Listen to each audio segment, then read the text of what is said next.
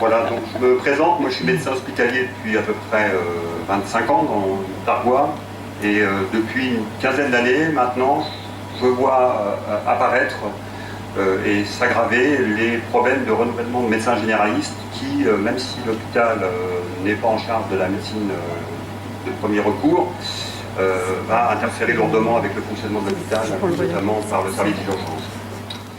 Voilà. Je note que le sujet de la santé, qui n'était pas forcément un sujet très porteur dans des débats d'élections municipales, commence à s'inviter dans le débat. On a des gens qui vont nous suivre dans quelques jours avec un peu le même thème, et donc je me réjouis que les citoyens et que certains partis se saisissent de ce sujet très important à Montargis.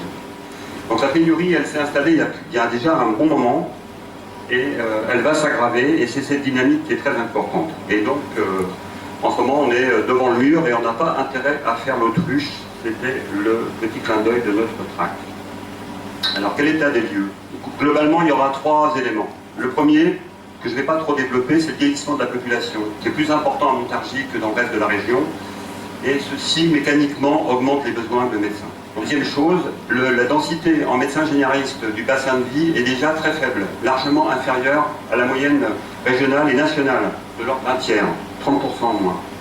Et enfin, le renouvellement des nouveaux médecins est quasiment inexistant. Donc les médecins vont partir à la retraite, n'auront pas de successeurs, et le problème est devant nous à court terme.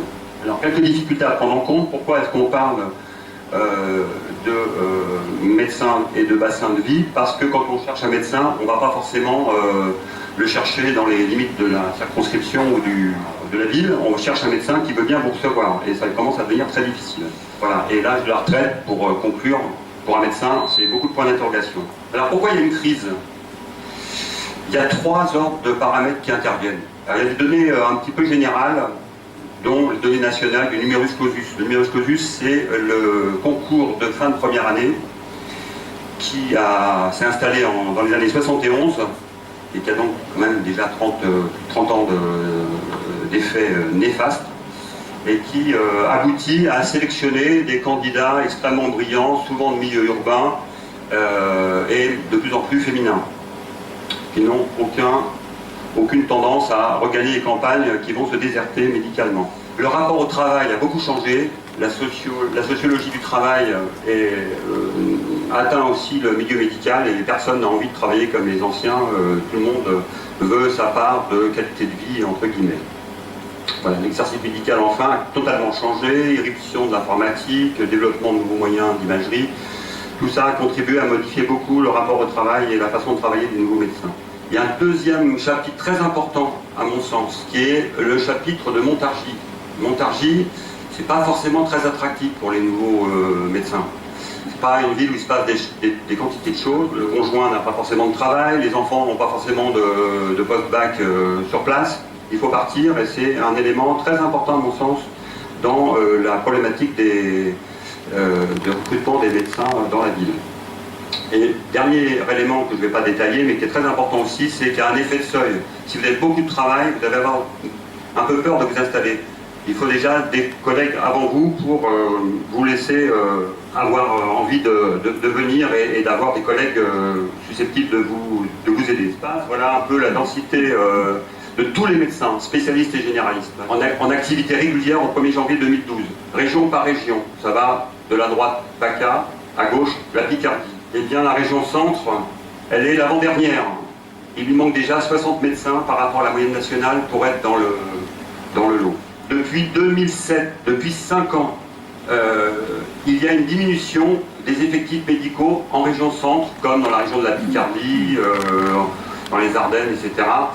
Donc, depuis 5 ans, il n'y a aucun mouvement favorable de généralistes en plus. Actuellement, en moyenne, à Montargis, il y a un médecin pour 1470 habitants. En France, il y en a 1041 habitants. Donc il y a 470 habitants pratiquement à gérer en plus pour un seul médecin. Mais c'est faux en fait ça. C'est faux parce que si vous considérez par exemple la ville de Chalette, il y a 4 médecins pour 14 000 habitants, et à Chalette, il y a déjà 3 retraités qui continuent à travailler. Peut-être plus pour longtemps pour 2 d'entre eux, et le dernier, à ma connaissance, a plus de 60 ans. Le besoin de renouvellement des médecins généralistes est majeur sur le Montargois. C'est ce que dit l'INSEE dans une lettre récente, publiée en juin 2013, qui dit qu'à Montargis, il faudra remplacer 2 tiers des médecins dans les 7 ans, c'est-à-dire la mandature tardive de 56 médecins sur les 83 installés. C'est absolument impossible. Le renouvellement, en effet, est quasi inexistant. Il n'y a pratiquement aucune installation nouvelle. Peut-être quelques exceptions de près, très rares. Le Loiret est peu attractif. C'est simplement 15% des nouveaux inscrits au Conseil de l'Ordre pour la région. La plupart des médecins qui s'installent ont un diplôme qui n'est pas français, un diplôme initial hors France. La plupart des médecins ont plus de 55 ans. C'était des données 2010, maintenant vous pouvez ajouter 3 ans et c'est encore pire. Donc il n'y a pas de renouvellement, les médecins sont âgés. Et quelle réponse on va pouvoir donner? Alors on n'a pas de réponse miracle à ce sujet et on va vous proposer de travailler sur plusieurs thèmes pour essayer de voir ce que vous pourriez proposer, vous citoyens, sur l'axe amélioration des conditions professionnelles pour les médecins encore présents pour éviter que les derniers s'en aillent un peu plus vite, améliorer l'attractivité de la ville pour garder de nouveaux professionnels de santé et les faire venir, et enfin la nouvelle relation médecin-malade qui va s'installer en sachant qu'il y aura de moins en moins de médecins généralistes. Alors quelques petites pistes. Il y a un certain fatalisme institutionnel. Ça, c'est le document de l'agence qui nous dit le déficit chronique de professionnels de santé observé dans la région, auquel s'ajoute un problème de vieillissement et de non-renouvellement des populations, laisse augurer des besoins non satisfaits sur certains territoires.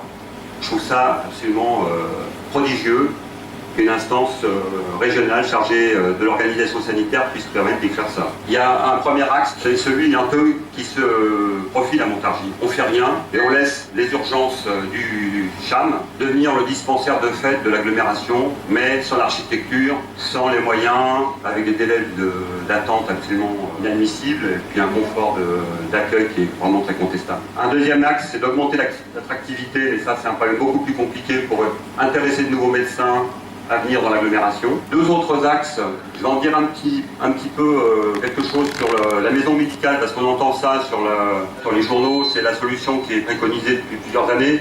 Je pense que tout le monde a vu qu'elle ne s'ouvrait pas. Puis si on interroge un peu les médecins qui pourraient s'impliquer dans la maison médicale, ils ont tous déjà un projet professionnel largement réalisé, ils sont près de la retraite, ils ne vont pas s'engager dans une aventure comme ça. Il y a 10 ans qu'on aurait dû lancer ce projet, maintenant je pense que c'est impossible de tenir ce cap. Une autre solution, qui n'est pas exclusive de la précédente, promouvoir un centre de santé intercommunal. Les problèmes ne sont pas spécifiques à Montargis, mais vont s'étendre à toutes les communautés adjacentes. Alors qu'est-ce que c'est qu'un centre de santé? Qu'est-ce que c'est qu'une maison médicale? Je vais en dire un petit mot parce que c'est pas très clair dans l'esprit de beaucoup. C'est très important de comprendre ça parce que c'est une association qui est basée sur un projet libéral. C'est une association de médecins libéraux. Il en faut 3 d'après ce que j'ai vu. Il faut une infirmière aussi pour prétendre s'appeler maison médicale. Et si on veut avoir des aides, l'Agence régionale de santé veut bien donner, il faut avoir un projet autour d'actions de prévention. Le centre de santé, lui, c'est un centre où les médecins sont salariés et qui est donc promu soit par une communauté d'agglomération, une ville, ou une association ou une mutuelle. Il y a d'autres projets possibles, comme un projet lié à un hôpital, par exemple. Donc le centre de santé, c'est un centre où les médecins sont salariés. C'est un projet diligenté par des villes ou par des de collègues qui veulent faire un projet commun. Encore faut-il trouver un leader pour l'animer. Voilà.